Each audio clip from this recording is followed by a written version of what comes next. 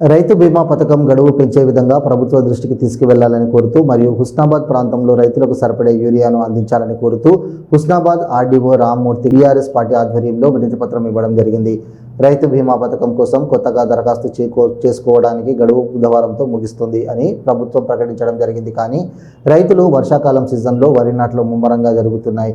రైతులు రోజు అంతా తీరక లేక గడుపుతున్నారని, అటు సరిపడే ఎరువులు అందాక అనేక ఇబ్బందులు పడుతున్నారు. అందుకోసమే రైతు బీమా పథకం దరఖాస్తు చేసుకున్నటకు కొంత గడువును పెంచాలని బీఆర్ఎస్ పార్టీ పక్షాన ప్రభుత్వాన్ని కోరుతుంది.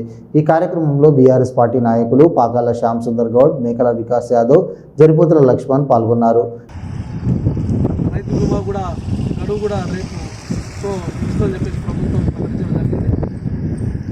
రైతులకు వరి నాట్ల సీజన్ కాబట్టి రైతులు కూడా ఆ దరఖాస్తులు చేసుకోలేని పరిస్థితున్నారు. కాబట్టి రైతు బీమా గడువును పెంచాలని చెప్పేసి కోరుతూ ఈ రోజున హుస్నాబాద్ ఆర్డీఓ గారికి వినతిపత్రం ఇవ్వడం జరిగింది. ఏడీ గారికి కూడా వినతిపత్రం ఇవ్వడం జరిగింది.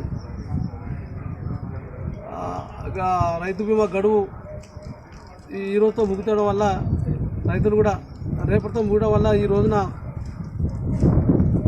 అందరూ రైతులంతా వచ్చి దరఖాస్తు లేకపోతున్నారు. అందుకోసం ప్రభుత్వం రైతుల ఇబ్బందులు దృష్టిలో పెట్టుకొని కొంత సమయం ఇవ్వాలని చెప్పేసి ప్రభుత్వానికి విజ్ఞప్తి చేస్తున్నాం.